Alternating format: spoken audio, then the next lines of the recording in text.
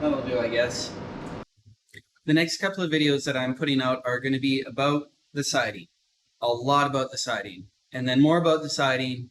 And then maybe a little bit more about the siding. And you might be wondering, why am I fussing the siding so much? And the main reason I'm fussing the siding so much, there's two. One, it was ugly. It had to go. It had to get replaced. It was also damaged. So there's that.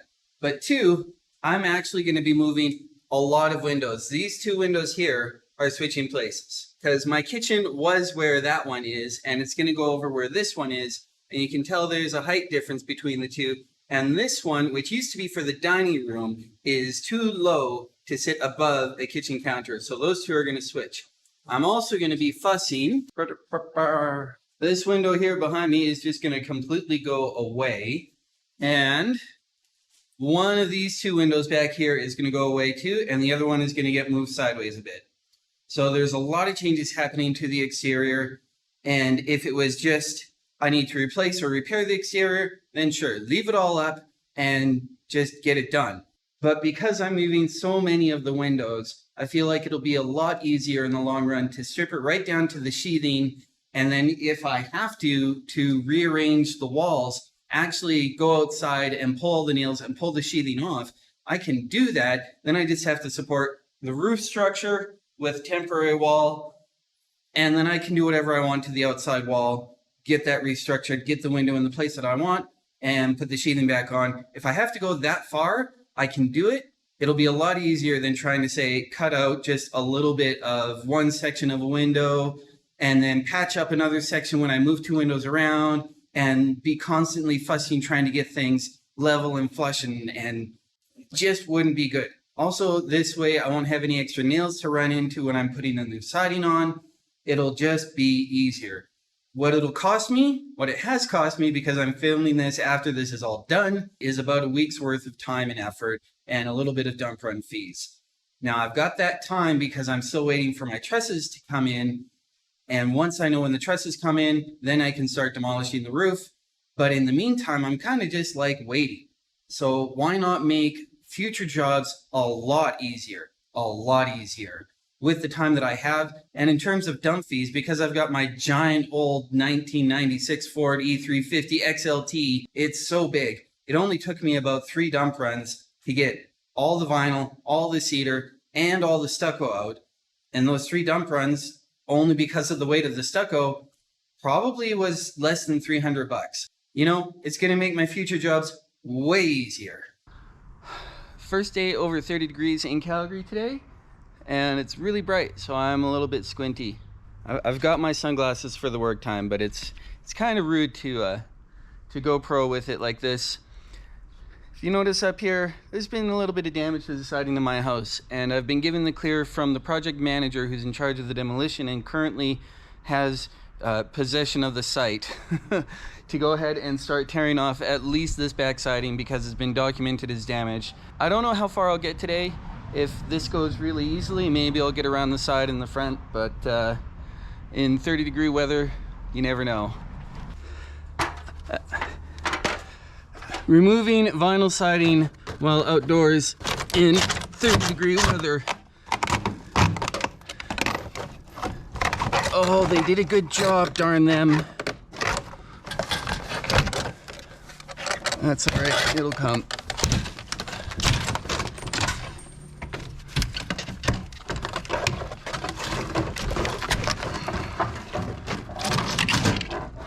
They put sheathing over. Oh, this is gonna be such a chore. Okay, so what I was expecting was below, because I could see the exposed stucco here, I was expecting that it was going to be just like the garage, vinyl and then stucco and then sheathing. But they went and put another layer of, oh, this is insulation. Okay, that's less bad. It'll make a bit more of a mess, but it'll come off a lot easier.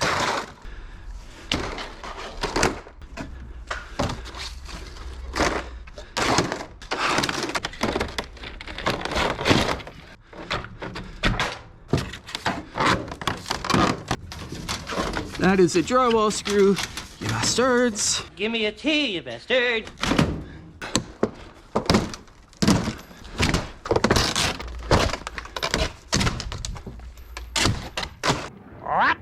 is your name? What is your quest?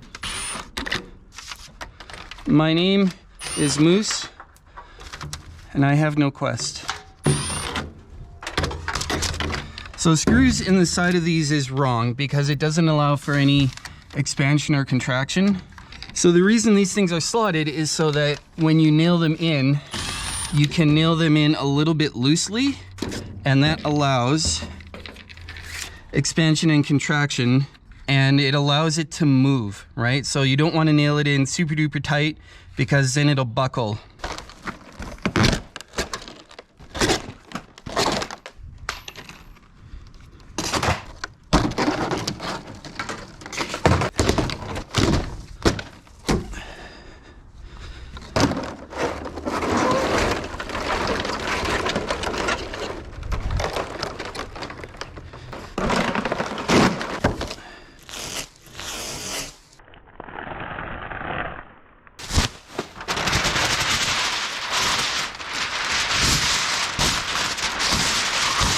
It's reflective insulation. We'll line the insulation up over here.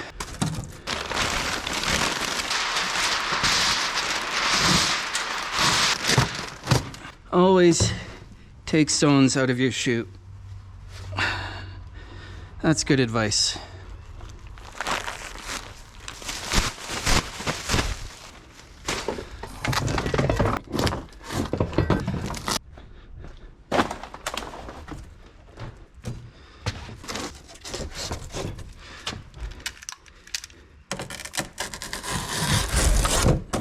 So we're gonna try to cut down here.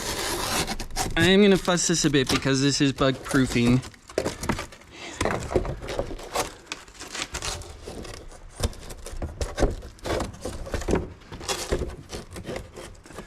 Yeah, I was watching the channel last night about his renos, and he was doing exactly the same sort of, I'll talk about this for a minute and then show like 2 minutes of actually doing work. This used to be for a milk door. And then we'll just cut to like, it's done. And he's getting help, but you don't get to see how much help he's getting.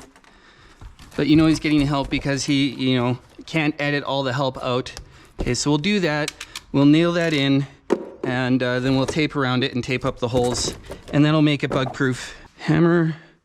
Let's grab a magnet. And then tape. We used to do a thing in Alberta where you would buy tokens at your grocery store or corner store and leave them in your milk box here. And then the milkman would come around and take your tokens to show that you've paid for your milk and leave you whatever kind of milk you put a token out for. And that was how people bought milk in Alberta for quite a while.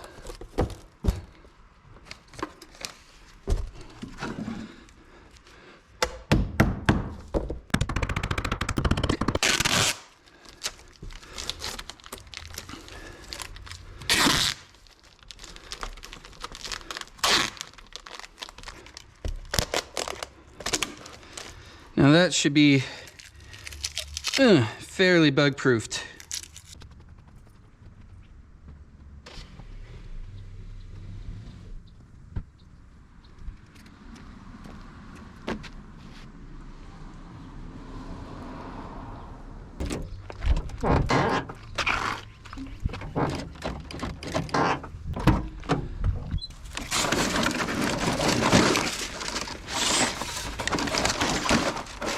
I should have taken maybe a little bit more care with how I stacked these, but oh well.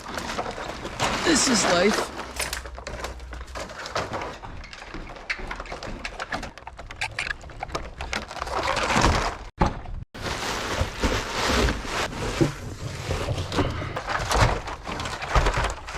Ta-da!